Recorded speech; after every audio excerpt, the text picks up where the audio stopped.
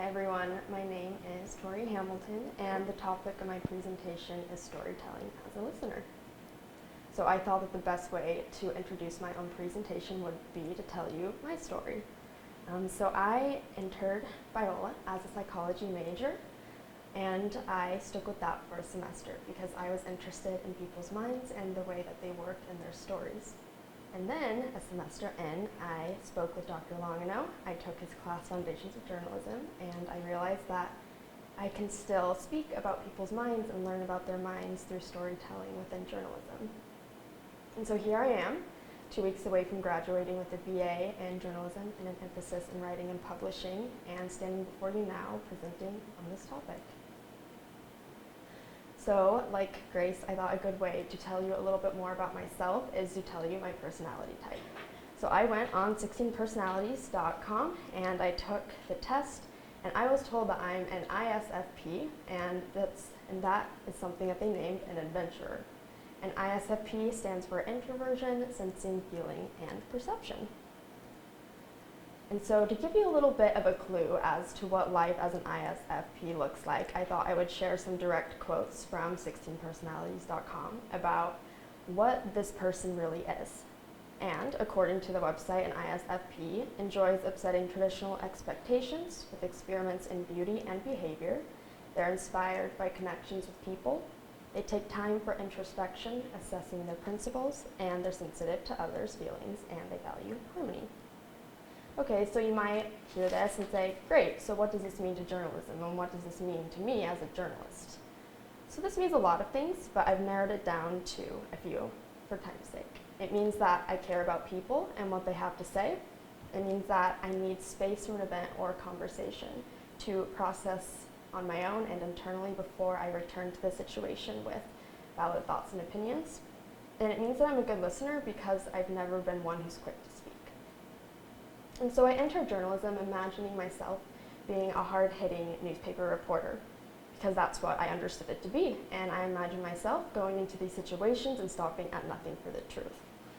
But after a few newspaper internships, I learned that this has never been my personality type to do just that. And so that made me question whether journalism was really for me because I assumed that to be a good journalist, you had to be brazen, and I would never describe myself as this. But then I was introduced to another side of journalism that I'm going to get into a little bit more, and I was shown that I was exactly where I needed to be. So I'll be addressing the external and internal effects of storytelling. In other words, I'll be looking at both how I've left my own footprint in storytelling as well as how storytelling has in return left its mark on me as both a journalist and a human being. Maya Angelou says, "There is no greater agony than bearing an untold story inside you." And I really recognize the truth of such a quote as this when sophomore year I became a staff writer for The Point magazine. And sophomore year, to give you a little background, I was working 2 internships, 1 job, and was taking 17 credits of units. So all to say I was extremely busy. So when it came to the Point meeting where we chose stories, sorry to say that I chose a simple, easy, non-confrontational story that I know I'd be able to whip out and that I'd be good at. But God, as he often does, had a completely different idea for me, and so did my editor when she said, actually, you're going to be writing an article on sexual assault that occurs on Biola's campus, which also happened to be the largest article, a 6-page spread. So I can say that I was certainly extremely hesitant because obviously this is a sensitive subject matter and I was terrified that I was going to offend someone, and that's always been the last thing that I've wanted to do. But I did it, and I can tell you that it probably wasn't my best piece of writing. I had a long ways to go in terms of my style. But I can tell you it was one of the most difficult and the most gratifying and growing experiences of my 4 years at Biola. Sorry, guys. And so through the process of writing this piece, I ended up interviewing 3 girls who had their own experiences with sexual assault or rape. And so this taught me a lot about sensitive interviewing. Obviously, it's a sensitive subject, and so going into these interviews, I took a lot of time to think through how I wanted to approach it, exactly how I wanted to word questions, and how I wanted to make these girls feel through and after the interview, because that's always been important to me.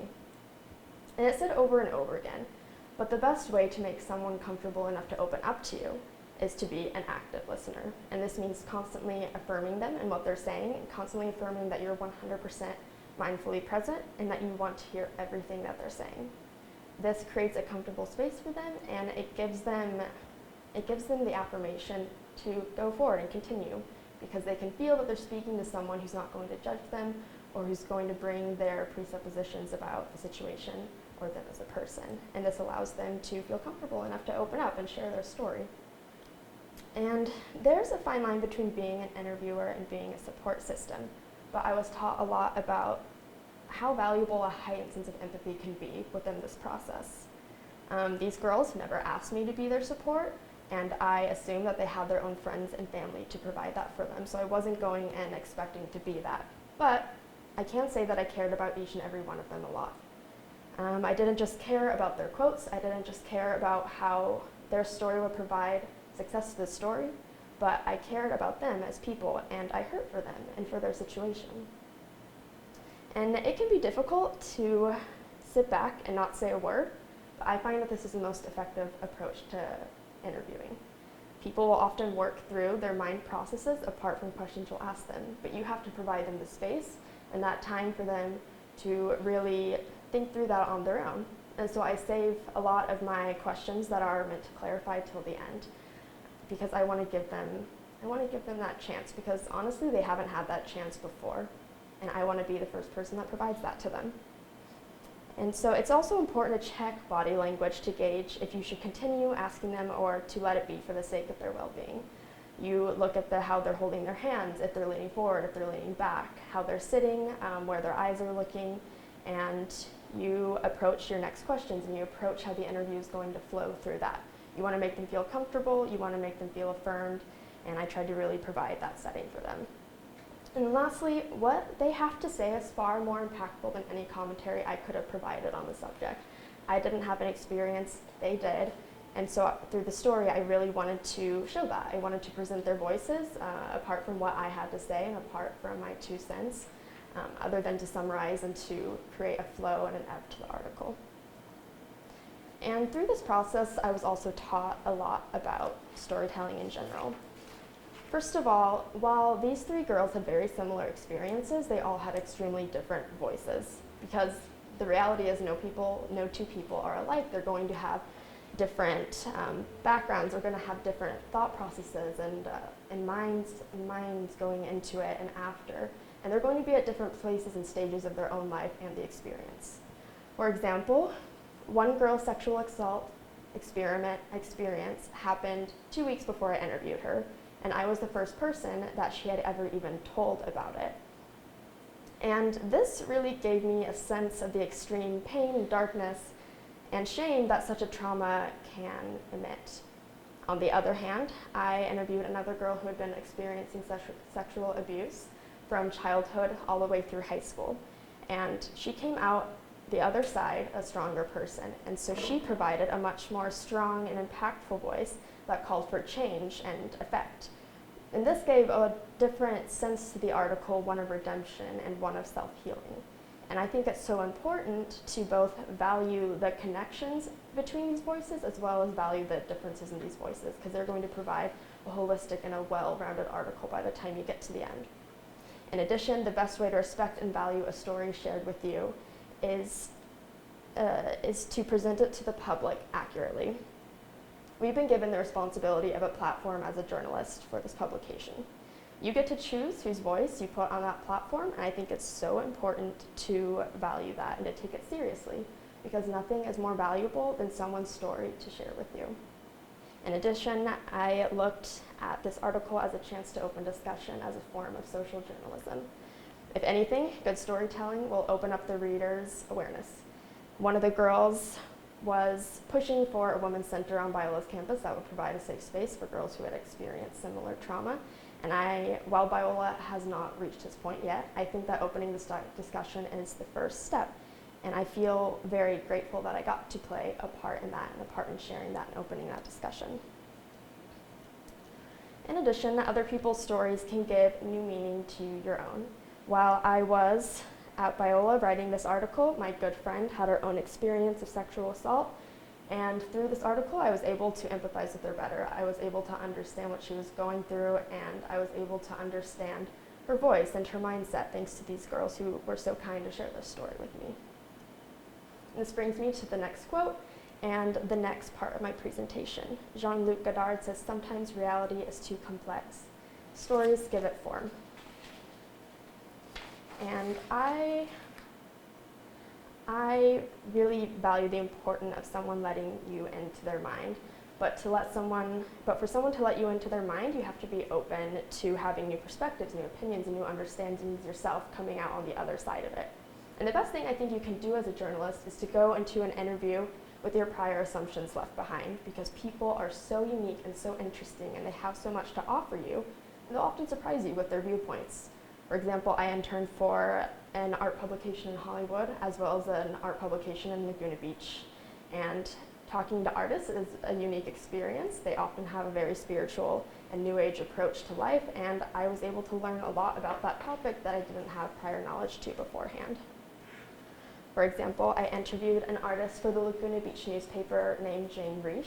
She did sculptures such as this one, and I went into an interview expecting to talk solely about her art and her upcoming exhibition, but we ended up speaking for an hour about her views on trauma, and she told me that through research, she found that trauma is passed down through generations, from generations way back to us now. So she was saying that her great-grandparents who were in concentration camps during World War II experienced trauma, and that she's feeling the effects of it now. I share this example just because she's a really interesting person, and I was able to go into an interview and see where it went and was able to learn something that I didn't know before. And I think it's so valuable to be flexible in this interviewing process, because a lot of times the interview is going to go somewhere completely different, and it's a really valuable thing to take what you can and let it change your own character and let it change your thoughts and perspectives and understandings. And so, in conclusion, I found that it's so important to listen to those around you always. The longer I've been a journalist, the more I find myself listening for pull quotes within conversations with my families and friends, because everyone has so much to say if you're actually listening. The thing is that we just get used to the people in our lives that we're not looking for what they have to say, or we're not looking for the beauty in their words anymore. But if you're able to take a step back and sort of put on those journalism goggles, you can hear a lot more, and you'll see beauty in the people who've been there all along. For example, when I studied abroad in London, I was fascinated by the people I met. And I lived with a bunch of people from all over the world on flats, and they were so intriguing. You get an intimate look at people when you live with them. They were all such characters, and I was so fascinated by their stories and by the way that they spoke. For example, I lived across from a girl who was from Brazil. She was beautiful, she was always the life of the party, and she was also an extremely sad person. And one night, she opened up to me about her aunt who had committed suicide at a mental institution. And she was reconciling with that fact because she had grown up being very close to this aunt and being told by everyone in her life that she was just like her aunt, from her looks to her personality to her character. And then she said something that I'll never forget. She said, "Sometimes I think she jumped to see if a hand would pull her back." And I was so taken aback by such a beautiful and devastating line that I find it popping up in my work all the time to this day. Maybe a little bit less journalistically and a little bit more poetic, but I've just really seen the value in taking what people say in your life and using it towards your writing. So ultimately, I think it's great to really remove yourself from any situation with people in your life, put on those journalism goggles, and listen for stories, because everyone has a voice and they're just waiting for someone to finally listen to it. And so that concludes my presentation. Thank you all for listening, and I'd like to open the room to questions.